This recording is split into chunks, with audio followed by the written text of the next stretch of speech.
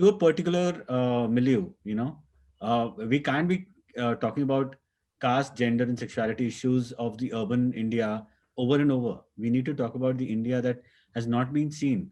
It's not easy, I have to say, but I was wanting to be challenged. I wanted those experiences. I wanted to have that kind of pan Indian work, and I believed in it. Frankly speaking, there aren't enough narratives at all in Hindi cinema on these lines. There are very handful of them that too have been made via a lot of Savan gaze. Koimoi.com.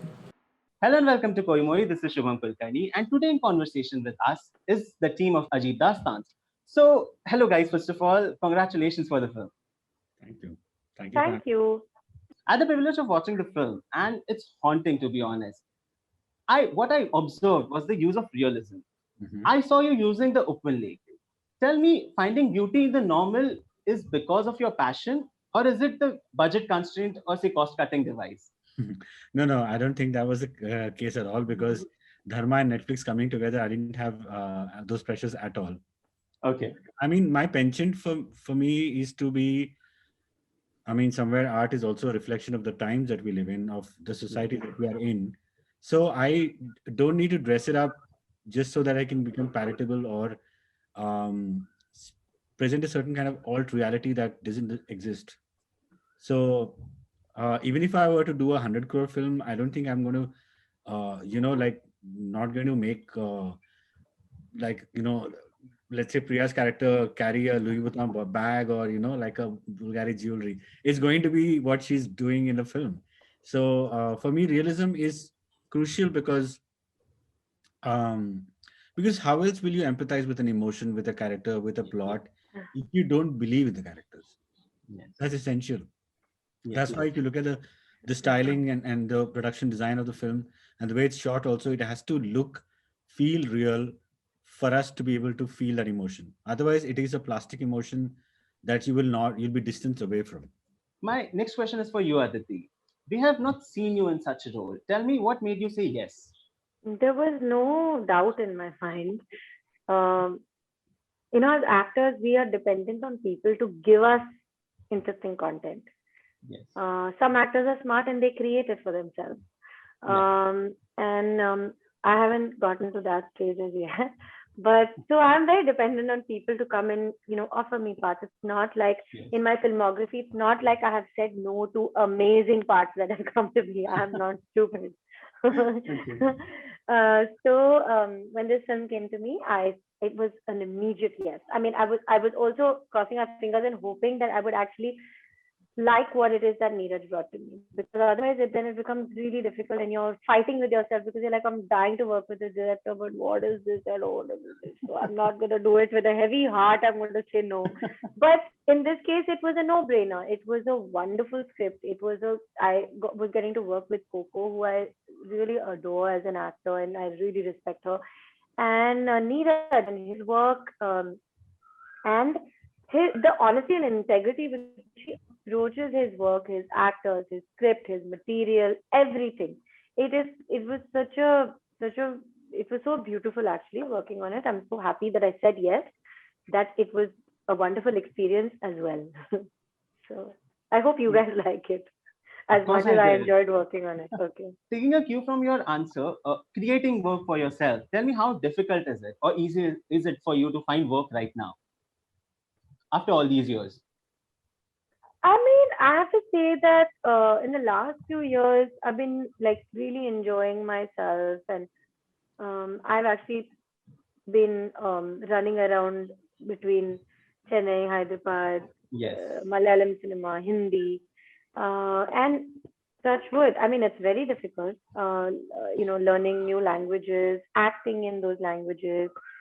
It's not easy, I have to say, but I was wanting to be challenged. I wanted those experiences. I wanted to have that kind of pan Indian work, and I believed in it. And I wanted to work with these incredible directors across these industries because there are some amazing people and directors and content across these Yes. industries, and that's how I wanted to work, and that's what I'm doing. And I mean, I don't know. I think I had a little dream, and I'm kind of like working towards it and living it and then working towards it more. And it's very fun. It's fun.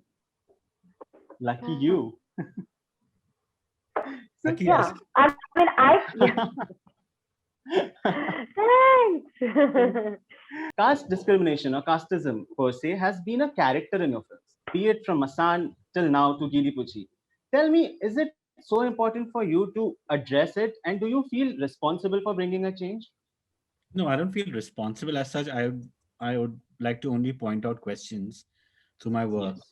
because the answers lie with people. I think that it for them to Yes. understand or relate to it. I mean, it's a reality that we all see through. It's all out there in our living rooms everywhere. It's just that we are sort of oblivious to it and or acting oblivious to it, or since you have not seen it, it doesn't exist. Is the common funda that goes around, and that is the reason Yes. why it has to bring. We have to talk about these narratives because frankly speaking, there aren't enough narratives at all in Hindi cinema on these lines. There are very handful of them that too have been made via a lot of Savan gaze, and hence I want to bring in. It's not like I want to be like this change maker or whatever. It's just that I want to talk about these things, and it's also not just about casteism as such, because it's an intersection of so many things about class, gender, sexuality. Yes. So all these things are things that are dear to me, that are close to me, and that's why I want to things move me, and hence I want to say them, or to make a point out of them. We all come from the millennial generations per se. So, do you feel there's enough acceptance now? Uh, let's talk about me then. Of course. Okay. So, tell me, do you feel there's enough acceptance for both, say, for castes and for sexuality? And the questions for I both of think you. there is, because I think you definitely see a change. Like, I mean, I look around and I see that, and I have so many queer friends. I have so many friends who, there's no problem now. There's no problem of acceptance. I think times are changing, but of course, we live in a very, very small microcosm of society, and it may not be reflective of the entire nation. And hence, which is why it's essential for us to talk about these issues pertaining to a particular milieu. We can't be talking about caste, gender, and sexuality issues of the urban India over and over. We need to talk about the India that has not been seen, about a factory Yes. woman, about a woman who comes from a particular set of upbringing. So I think it's essential for us to see, and hence, I think millennials are per se, thankfully, are more unconventional. I mean, they are seeing to it. Thankfully, they don't have the baggage of being tutored by parents, so hence they are more open. They're trying to understand these things. So I'm hoping for all of that. That's true for you, Aditi. Do you feel there's enough acceptance? I mean, I hope there is. I want there to be, and hopefully we're moving towards it. It's a work in progress. I believe that a lot of people who I know, it is so amongst us. So that is my reality and what I see around me. But yeah, I know the larger the larger India, the larger reality might be different. But I think that it is slowly moving towards that. More That's true. expansiveness, more acceptance, more. And I really hope so. I mean, that's all one can do, right? koimoi.com